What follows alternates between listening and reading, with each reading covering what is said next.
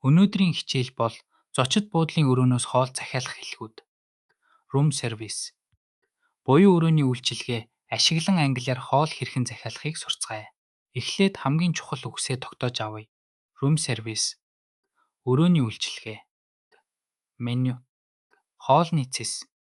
Order. Захиалга эсвэл захиалах гэсэн утгатай.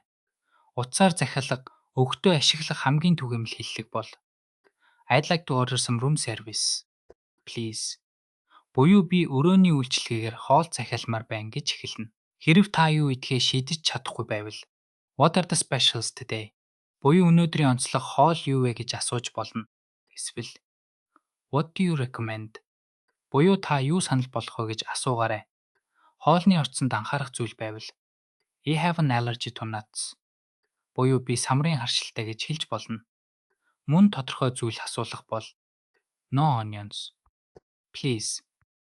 Буюу сонгингүй өгөөрэй гэж хэлнэ.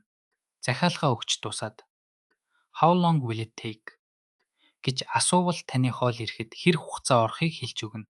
Энэ нь хэр удах вэ гэсэн утгатай. Хоолоо идэж дуусаад Please leave the tray outside. Гэвэл царцаа хаалганы гадна үлдээгээрэй гэсэн утгатай. Мөн тооцоогоо яаж хийхийг асуух та.